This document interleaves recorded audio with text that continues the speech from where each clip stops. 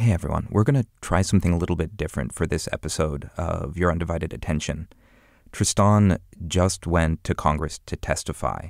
Mr. Harris, you are recognized now for 5 minutes. The hearing was on Americans at Risk, Manipulation and Deception in the Digital Age. Thank you, Chairwoman Jakowski and members. Really appreciate you inviting me here. So why did we go to Congress? I'm going to go off script. I come here because I'm incredibly concerned. We've often framed these issues as we've got a few bad apples. We've got these bad deep fakes. We've got to get them off the platform. We've got this bad content. We've got these bad bots. And we've got these dark patterns.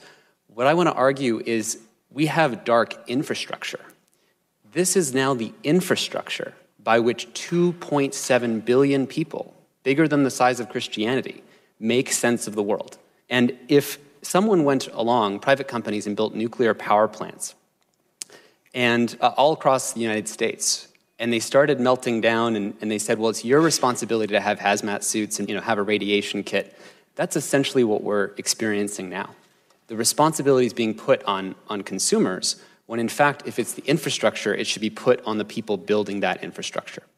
We thought instead of us interviewing someone, I'm actually just going to interview Tristan about what that experience was like.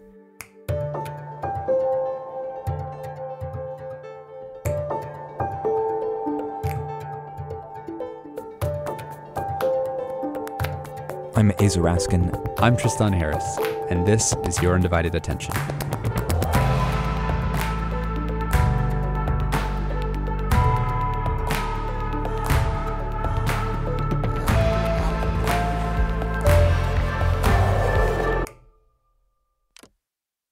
There you are, right? And you're up there with three other witnesses, Monica Bickert from Public Policy at Facebook and a professor of law and dark patterns, and Joan Donovan at Harvard Kennedy School. Think about how important this conversation is and what's going wrong and how much is at stake. The format is 5 minutes opening statement, and then each Congress member has a question that they can ask for 5 minutes. Usually it takes them 2 minutes or so to tee up their question, and then there's a response from one person or two people. It's just very short. And it's actually a perfect example of the problems of the attention economy. Yeah. Where, there you have a presidential debate and it's like, how are we going to solve the Middle East? What's the U.S. policy you advocate for? You have 30 seconds, go. Yeah. It's just not the right format. I know I'm running out of time. So I'm out of time. Thank you, Mr. Harris. I run out of time. I wish I had more time. One thing I struggle with is just how can we have the space for people to really understand these issues? Yeah. This is why we started this podcast, because we wanted the space to immerse people into these ideas. From a humane perspective, how would we redesign the hearing? That's a great question. I mean, I think hearings are they're not about legislating the answer. They're about understanding. They're about creating shared understanding. Mm-hmm. Now, here's the background of the reality, right? The members of Congress in this hearing had actually a second hearing going on at the same time on healthcare. So actually, people were going in and out of the room. Wait, really? Yeah, this is actually something people don't know. And there's sort of an optical illusion because from the television or from the live stream or something, you only see the witnesses and you see an individual questioner, right? What you miss, what the camera doesn't show you, it's like a magic trick. There's sort of a background. Is that half of the representatives are moving back and forth in and out of the space because they have to go to another hearing, and in case it's their time to ask the question, they have to be there to ask the question. And then they move back into this hearing, and then they ask their question, and then they leave. Where's the context then? That means like the thing you said, the really important thing that one of the witnesses isn't actually said, heard. Isn't heard, yeah. By most of the people. Or if you have people who've pre-prepared questions that no matter what the person behind them just said that might have even invalidated the frame of the question they're about to ask, they're still going to ask that question. Yeah. And the way the media records that question actually hides the fact that there might have been a total disconnect between the assumptions that questioner B asks right after questioner A. We need processes that actually create shared understanding. And a lot of that actually had to happen behind closed doors, not closed doors like private doors, but in the sense of actually one-on-one meetings. And that is much more effective. Yeah. Well, you came back hopeful. Yeah, I did come back hopeful because it's not like everyone in the U.S. government has been listening to Your Undivided Attention and following, all of these harms from addiction, shortening attention spans, social isolation, reduced critical thinking, election engineering, et cetera. They haven't been following all of that. Yeah. So what has me optimistic is that when people understand that these harms are not like cultural trends that are happening in society by accident. They're happening by design of the business model.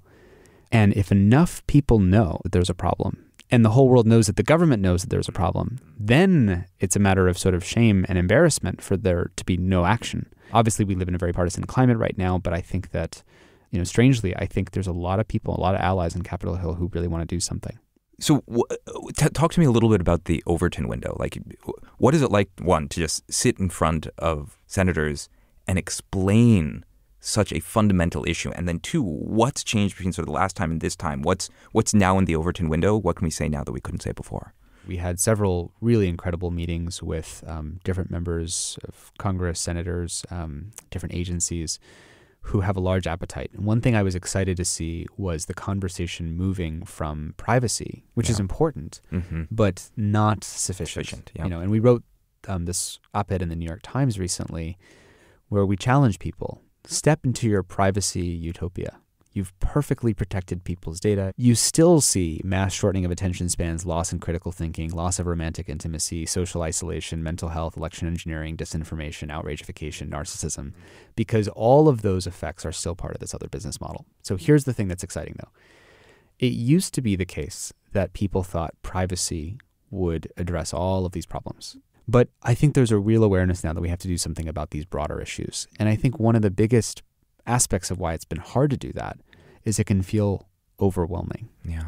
Like it's a long list of harms. Yeah. And it feels like they're coming from all sides. But actually, there's one generator function, which is this race to automate human attention. Mm-hmm. Many people, when you meet them behind closed doors, are really eager to solve these problems and really eager to look at things like Section 230 of the Communications Decency Act and unfair and deceptive practices in sort of the Federal Trade Commission rulemaking frameworks. Did you see that there was bipartisan support for this issue? Or did you see that it broke along party lines? Like, what did you see? Well, whenever the issue turns into free speech, it's just a endless rabbit hole that's not going to go anywhere, right? For example, let's take this hearing. So the hearing was about Americans at risk, online deception, and deepfakes. So let's take deepfakes. Well, who's to say that deepfake over there, that's faking an image of your favorite politician saying something funny, just funny, it's satire, it's irony, that's just a free speech rabbit hole. The real question is, how fast does it travel? Is it labeled as a deepfake? Is there clear disclosure, right? The key thing is context. There's a difference between content and context. Free speech is a content conversation. Free reach is a context conversation. How fast do things spread? Describe that a little bit more. Why is that context? Let me give an example that people will probably get from their own experience of Facebook. Content might be something like, I posted this article that was true, but it might be false context because it was actually an article from 5 years ago. And we've since debunked that article. So it's not that it's fake news, it's just that it's old, and when it was posted in the newsfeed, it's presented as if it's brand new. So that's a context problem, not a content problem. And context is the medium of our understanding. It's our friend Brewster Kahle at Internet Archive says that, there's this phrase that's common in the free speech community that the solution to bad speech is more speech. But we know that doesn't work. We know that doesn't work because if your dependency is that you need more speech to battle bad speech, well, then I'm just going to flood the channel with bad speech, disinformation, noise until you're apathetic and you won't do anything. That's right. And so Brewster has this great phrase that the solution to bad speech is better context. Yeah. Which is to say, to contextualize and understand that, if that's a conspiracy theory, let's actually show that a lot of people think that that's in doubt and that's a conspiracy. We can make some distinctions there, like labeling. Do people know that something that is a deep fake is a good example. Yeah. Yeah, and then I like this idea of amplification liability. That is, if you are going to amplify, then the scale of the amplification should be timed to the scale of your liability. I think last time we were talking about the idea of an attention jail that Facebook could implement right now. There was a phrase you used that really, really struck me. We've often talked about how technology, and the business models in particular, are eroding the fabric of society. And the phrase used is that it's not so much that it's eroding the fabric of society, it's that it's become the fabric of society. Yeah, this is really critical. I mean, the point we were making is that technology has become the infrastructure for every aspect of our social world. It's sort of like if you got a prosthetic limb. Like it is your limb. You're holding this object. It is the now genuine extension of how you wake up in the morning, how you go to bed at night, how you open your mouth to say something to someone. So, okay, that's not necessarily bad. You can have technology take over infrastructure.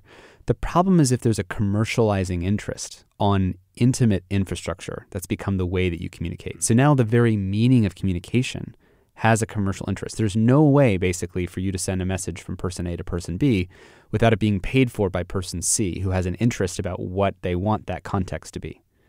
That rhymed. Therefore, it's true. Therefore, it's true. There's a great psychology study about that, right? Mm-hmm. If it rhymes, people view it as more true. If it alliterative, people view it as more true. Yeah. Let's see. What were we just talking about? We're talking about social fabric, and I think we're about to move into social organs. Yeah, so they have become the social organs of our society. YouTube has become the broadcast organ for video, right? You don't really get to go somewhere else. It's the infrastructure for all, video, et cetera. The main point I made in the hearing is that, okay, so take this world down here, this world of atoms, and, we've got a police force in case something goes wrong on the streets. We've got an FTC in case there's fraud happening, unlawfully and from a business. We've got a Pentagon in case Russia tries to fly a plane into the country. Okay, so that's the physical space. But once I go up into the virtual space, now Russia can fly an information plane in.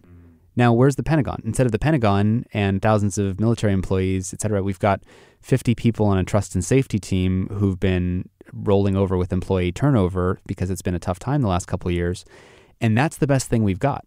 Yeah. So the point is that when we move from the physical infrastructure to the virtual, to the cyber, internet world, we lose all the protections. During the hearing, I said, we used to have Saturday morning cartoons. We protected children from certain kinds of advertising, time, place, manner restrictions. When YouTube gobbles up that part of the attention economy, we lose all those protections. So why not bring back the protections of Saturday morning?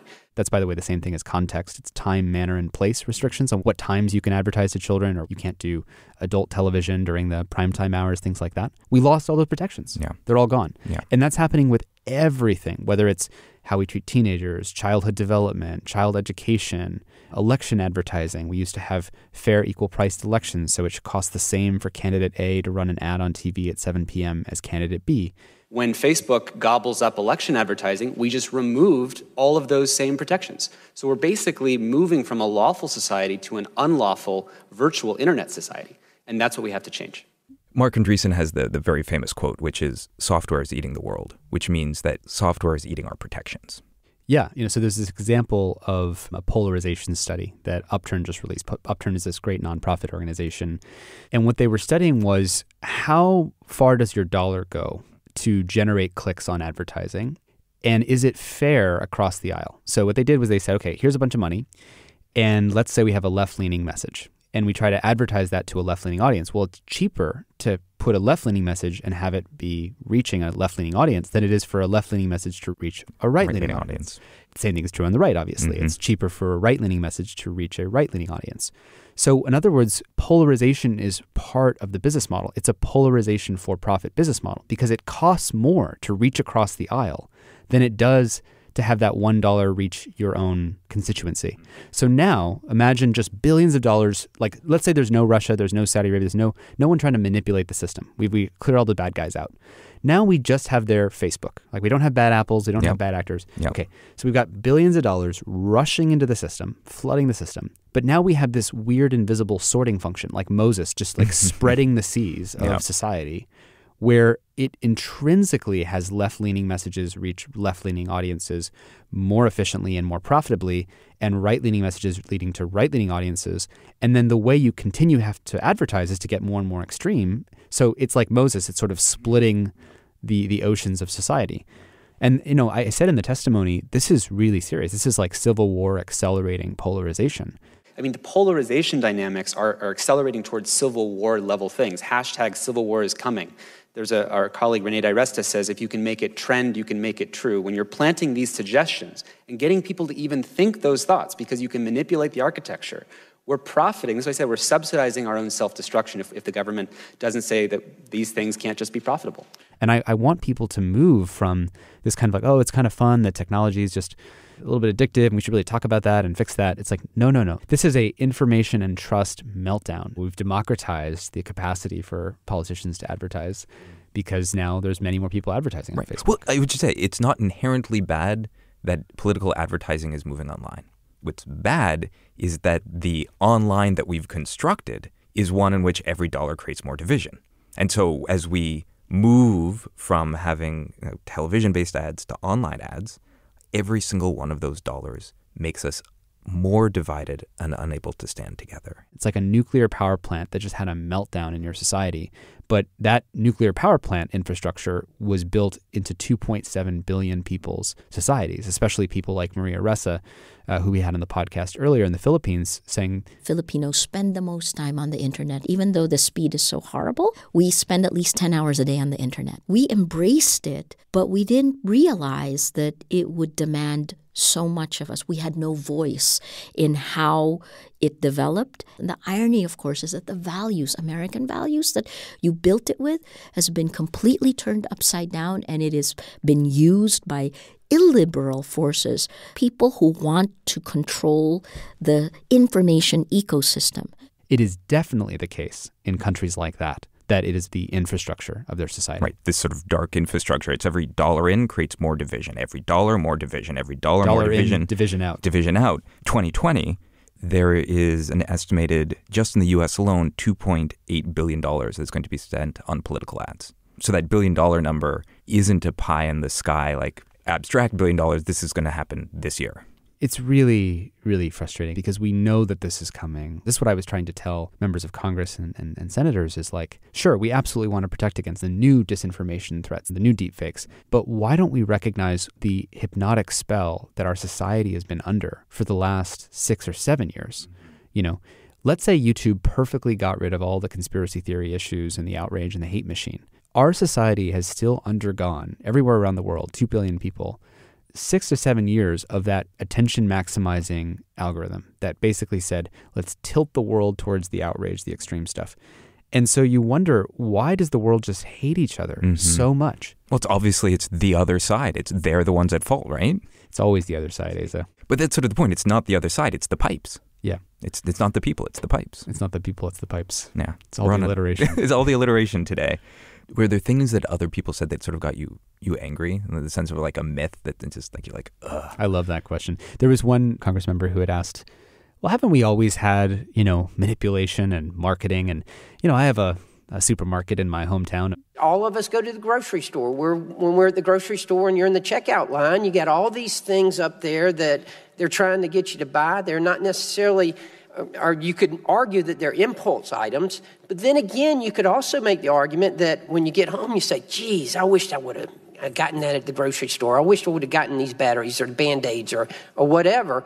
How do you differentiate between what's harmful and what is beneficial? And, there was an answer by one other member on the panel, but I kind of jumped in and said, well, actually, there's many things that are very different about this. The first is that this is infrastructure we live by. This is when you talk about children waking up in the morning and you have autoplay, that's not like the supermarket where I occasionally go there and I just made some purchases and I'm at the very end of it, and that's the one moment, the one little micro situation of deception or marketing, which is okay. In this case, we have children who are like spending 10 hours a day. So imagine a supermarket, you're spending 10 hours a day and you wake up in that supermarket. And that's the degree of intimacy and sort of scope in our lives. That's the first thing. The second thing is the degree of asymmetry between the persuader and the persuadee. So in this case, you've got someone who knows a little bit more about marketing, who's arranging the shelf space so that the things in the top are at eye level versus at bottom level. That's one very small amount of asymmetry. But in the case of technology, we have a supercomputer pointed at your brain, meaning like the Facebook news feed sitting there, and using the vast resources of 2.7 billion people's behavior to calculate the perfect thing to show you next, and to not be discriminate about whether it's good for you, whether it's true, whether it's trustworthy, whether it's credible. And so it knows way more about your weaknesses than you know about yourself, and the degree of asymmetry is far beyond anything we've experienced. And you want the federal government to control that? There's just so many days it feels like Groundhog's Day. Like, why are we still having this conversation? Yeah. I mean, Asa, you and I feel like we felt like this is just obvious. In the same way, a tree is worth more dead as lumber than as a tree. A whale's worth more dead than alive. A human is worth more if they're addicted, outraged, narcissistic, polarized, and disinformed than if they're a human being. Yeah. It's just that simple. Let's now talk about what we do about it. And by the way, the cost of that isn't just that we're more narcissistic, disinformed, et cetera. It's that that's kind of a meltdown of the fabric of society. I don't think that we need to sit here and keep talking about the problem. I hope we don't have to. I really want to get to a world where we do something about it. And one of the things we talked about in the hearing was we already have existing federal bodies, legislative bodies, regulatory bodies, agencies to care about certain areas of society. We're simply not applying those existing laws and jurisdictions. We just need to apply the principles and jurisdictions and concerns of the physical world to the virtual world. So one way to deal with this would be to create a new digital agency, something like an Office of Technology Assessment that just regulates all of the harms emitted by technology, the polarization pollution, the distraction pollution, the narcissism pollution. But that's a lot of work for one brand new agency to regulate all of technology. Are you kidding me? That's never going to work. So what we proposed was, what if we ask each agency, we mandate a digital update, and just have them ask the questions that then are forced upon the technology companies to use their resources to calculate, report back, set the goals for what they're going to do in the next quarter. Thank you, Mr. Harrison. I yield. So each one, Health and Human Services, Department of Education, National Institute of Health, gets to say, hey, we care about, let's say, kids' mental health and addiction. Okay, well, here's a fact. Unlike, say, the alcohol industry or the tobacco industry, they don't know which of their customers are addicted. Cigarette industry puts their product on a store shelf. They don't know exactly who's buying it. They don't know which people who are buying it are the addicted ones, which one use it in lightweight ways. What's different about technology? Well, they know exactly which users are using it because they have to log in. Their customers are legible. Their customers are legible. To use the Lessig phrase. Yeah, and the patterns of use and the harms are legible too. Yeah. So they actually can't claim that they don't know. They know exactly how many teens between 10 to 14 years old are actually using it after 2 in the morning. They could report back on a number there. They know exactly how many people are addictedly checking more than 100 times a day. They know exactly how many kids are posting photos and then deleting them within 1 minute because they didn't get enough likes, because they can actually see that pattern of use. And imagine that the NIH or whoever would have jurisdiction over that area could say, hey, Facebook, it's your job to report to me, because I care about that. It's my area of purview, about how many people have that problem. And then each quarter, your job, Facebook, is to reduce that number. And every quarter, I have power and authority to make sure that you're doing that. And we can fine you if you either lie about it or you're not making the reductions within some reasonable mode of effort or outcome. There are actual legislative proposals to deal with some of these things. Yeah, I want to hear the fast list of what are the legislative proposals to deal with some of these things, Tristan. Senator Markey has something called the KIDS Act, which is the Kids Internet Design Safety Act. They tackle some of the design features that are out of bounds, things like autoplay, quantifying popularity of people, push alerts, comeback emails. Comeback emails, for those who don't know, like, here's a good test. If the tech companies who, go in the world of addiction and they have those kinds of problems, the easiest thing they could do to prove that they're not trying to addict people and that they're not digital drug lords is they could stop user resurrection, or what are called comeback emails. That's like, you ever notice you go on vacation for a week, you come back from a week, and you have way more emails from Facebook or Instagram or YouTube than they normally send you. That's because they were watching. They're like, why did this user go offline? Why aren't they using it very much? I know, let's seduce them back like a drug dealer and get them coming back. The easiest thing they could do to prove that they're not addictive designed companies is they could just not do comeback emails. There's also rules around commercialization and marketing and the amplification of harmful content, because YouTube for Kids has been a real cesspool of this kind of really dangerous stuff. I believe Senator Markey was also involved in the original Children's TV Act, and this is just about bringing back a lot of those, kinds of protections, but for kids. There's also COPPA 2.0, which is the Children's Online Privacy Act, bumping underage use from 12 to 15 years old, because underage use is a big problem. I'm talking to Jonathan Haidt about that. It's really the younger teens who especially are vulnerable to constant rating by other people. The feeling of being rated by other people constantly is a horrific thing to expose young kids to, and nothing that we signed up for. I always have this analogy, which is, imagine between you and your friends, you took bets to decide how much money your friends are going to make in the next year, and you could also take puts against them. I think you're going to lose your job this year. I'm going to buy a bet against Tristan. And just imagine how that would warp your friends group. It would really change the dynamics. That's also happening to our children. It's kind of instant grading and quantification of exactly how much people like or dislike you. I'm so glad that I did not grow up in that time period. Now. Like I grew up before. It's hard enough being a teenager, Yeah. right? I mean, it's hard enough negotiating your identity and feeling the self-worth and figuring out who you are. To add this on top is just like a war zone. It's like a psychological war zone. If I was to ask the congressperson like one question, I think it might be, imagine if you took a stance against Facebook, something that Facebook didn't like, and you're coming up for re-election, and Facebook quietly downranks you. Not a lot, but just enough that your opponent wins. Would you even know? I wouldn't know. Yeah. That's sort of the point, is that the only thing stopping complete capture of our government is our good faith in the leadership of these private companies. And that's an untenable place to remain for long. Even China doesn't want to allow Facebook into the country because it says, no, we look at what Facebook's doing around the world and it's kind of dismantling the fabric. We're not going to let that in here. Yeah. I think about TikTok, China having a direct conduit to control and own the culture of our youth. Right. And if you just rewound the clock and you said, cool, actually, China's going to subsidize and write all the textbooks for our kids, we'd be like, hell no, we're not going to allow that. But because it's an app that people are opting into, somehow it gets a free pass. We do not have digital borders. Well, exactly. I was saying during the hearing, it's like we've protected the physical border. We left the digital border wide open. Imagine a nuclear plant who said, we're not going to actually protect the nuclear plants from Russian cyber attacks.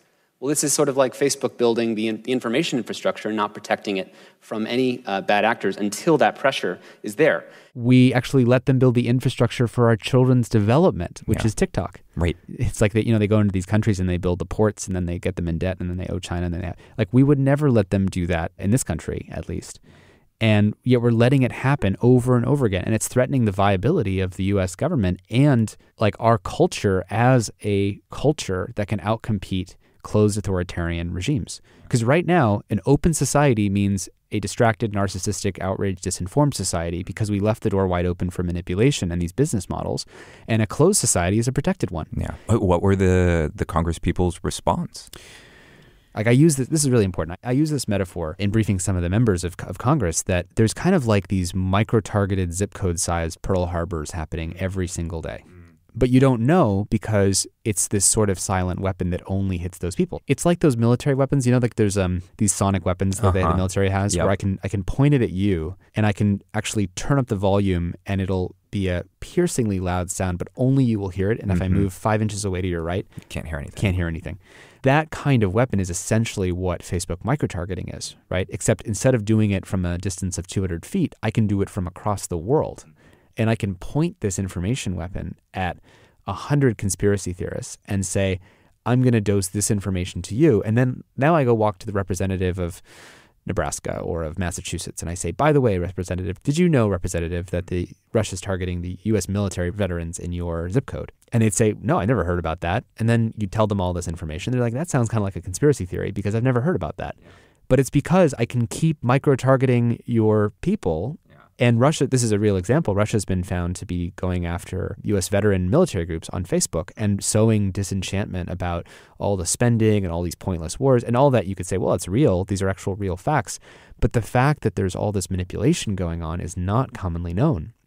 And the representatives don't know this is happening. Well, who knows the surface area of where this is happening? Who has the best access to both monitor where the harm is happening and where you would distribute the mass public awareness campaign? Yeah, it's the platforms themselves. Right. So why wouldn't they do it? And one of the examples I think I gave in the hearing is, when there's a breach like Equifax and your data gets breached, there's law that forces you to notify each person who was breached. Yeah.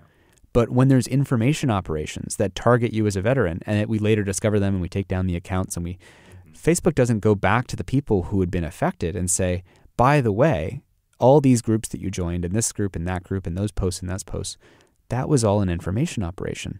And the very presence of that, simply showing up often and often and often, would first be a deterrent for Facebook because now they would have a reason to not want to have to admit to people how often this is happening.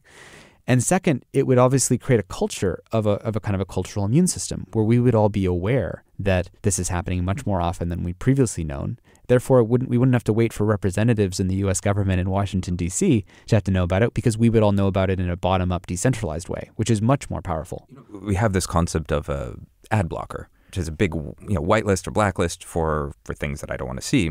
And I really wish there was essentially an ad blocker, big whitelist or blacklist for, coordinated inauthentic behavior. Yeah. I want people like Guillaume and Renee and all these like brilliant researchers to be able to put into a centralized place the kind of content which is propaganda and then have it run in my browser, run on my phone, and just block it or at least highlight it in a different color so that we don't have to rely on Facebook getting it all right. Yeah. And that's really a good example of where a company like Apple is in the best position to do this, because they're kind of the fiduciary to be the agent of protecting us and our limits of our minds, and then this whole world of manipulation that's sitting out there. So controlling the operating system and the apps and the notifications and the things that are coming in, they can act as a better steward and fiduciary agent of not just saying, well, who wants my attention, but who's going to help with our values. And that's the relationship I'd love to see Apple step into. Yeah. Is there something, Tristan, that you wish you had said in the hearing that you did not? Yeah. I mean, I opened by saying I'm here because I'm really concerned. We're actually at the last turning point, kind of an event horizon, where we either protect the foundations of our information and trust environment, or we let it go away. And when I say something extreme, like we're having a trust meltdown, it sounds extreme, right? It sounds like an exaggeration, and you're not being specific. And I didn't really get a chance in the hearing to defend why that was true. So here's how I think is a good way to describe.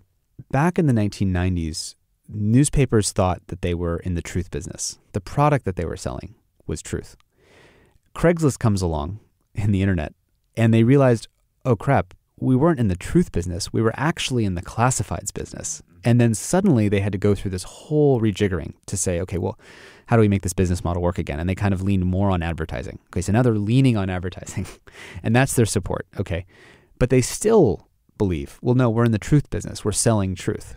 Okay, but then Facebook and YouTube and Twitter come along, and they realize suddenly, oh, we weren't in the truth business. We were in the attention business. And, whether it's the Wall Street Journal or Fox News or the New York Times, we're all having some kind of expensive process to generate what product?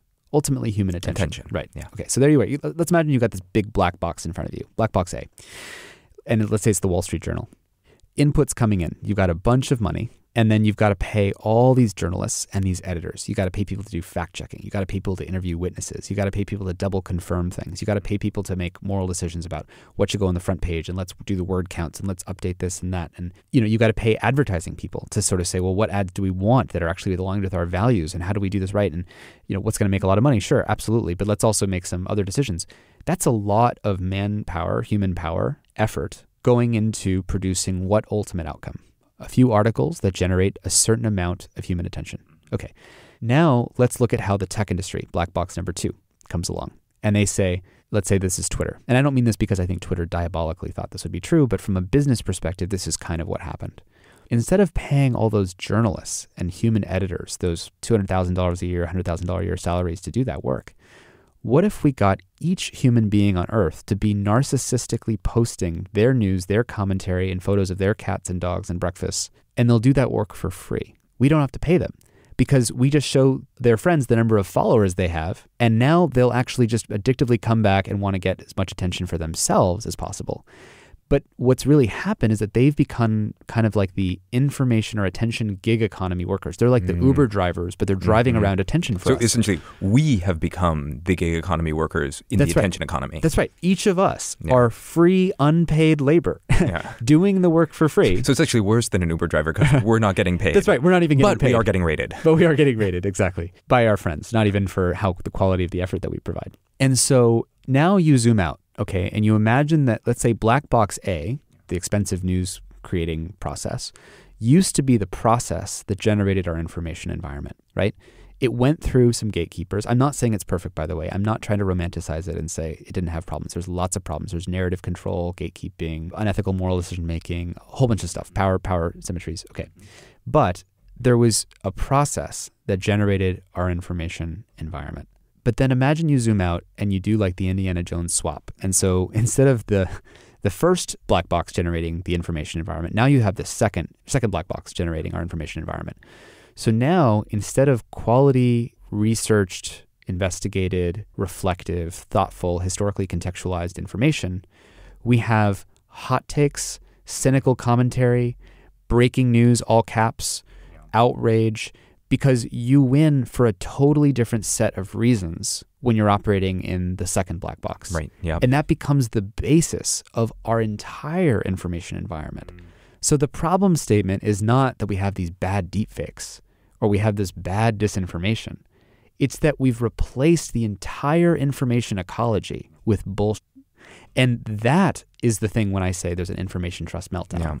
Is the thing I really want people to get. But it's not that we've just replaced it with bullshit. Sometimes it is good information coming from your friends. That's right. And so that makes it really hard because we've entwined simultaneous utopia and dystopia. All the voices that didn't get to heard got to be heard, but all of the outrage, narcissism, conspiracy theories, toxicity also won. And it's so intertwined. And if you look at it as a kind of zooming out to the population dynamics, what percentage is the brilliant stuff? How many people are experiencing brilliant Twitter or beautiful Twitter or loving Twitter or, deep, reflective, amazingly better sense-making Twitter than we had before versus how many people are experiencing angry Twitter, narcissism Twitter, outrage Twitter, conspiracy Twitter, and especially polarization Twitter? At the very least, what we know is that polarization wins in that world. And that is so dangerous. The polarization trend is the thing that I think as well is getting traction on Capitol Hill. Everyone's worried about it. No one wants to live in a world where you can't talk to people. And that's why we're doing this podcast, in my view, is we can't just say, let's stop the new bad information.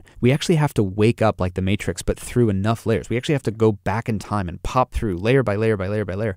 We've been under this spell, this illusion of everybody hates each other, we can't agree. It's not true. We've just been under like 6.5, 7 years of automated attention. And all it knows is Alex Jones tends to work really well, so it gets 15 billion views.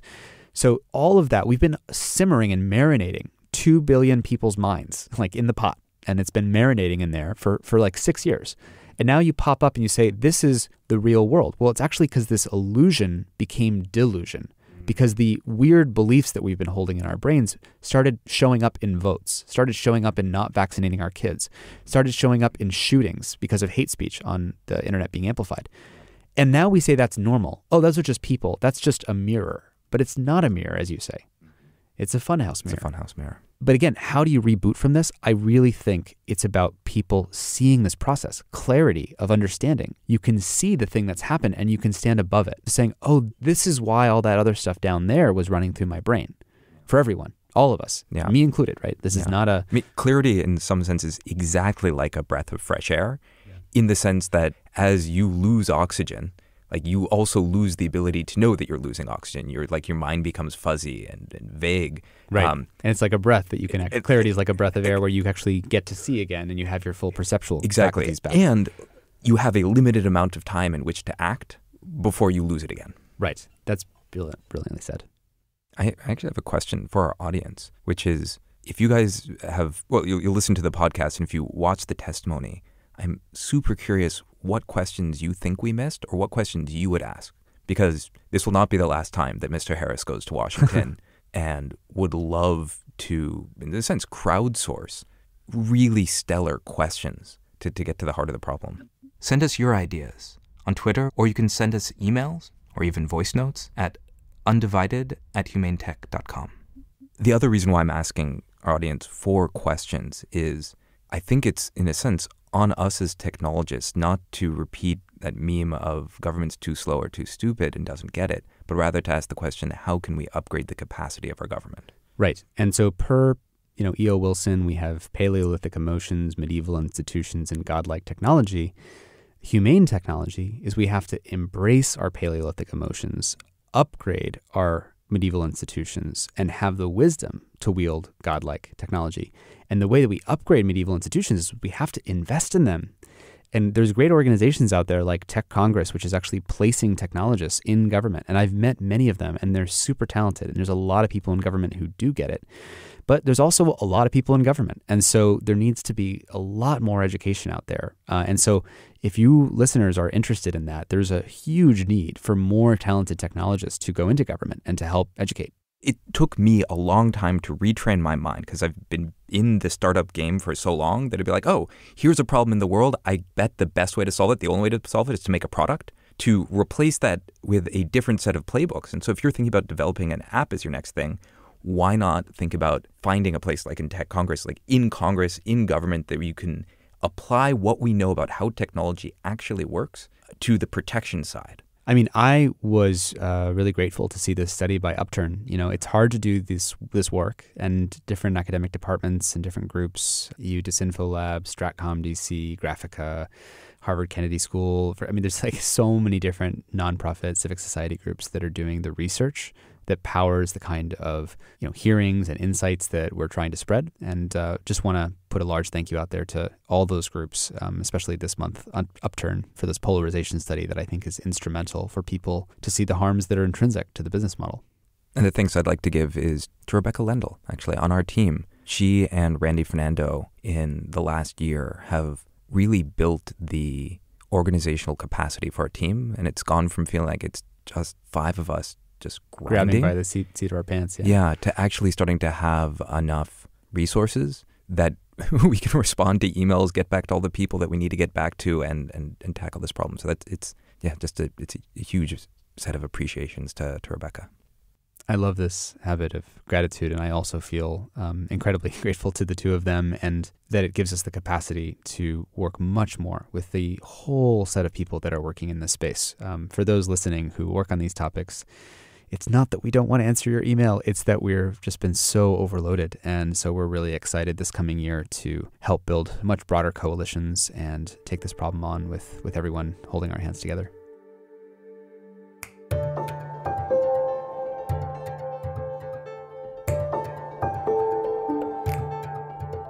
Your Undivided Attention is produced by the Center for Humane Technology.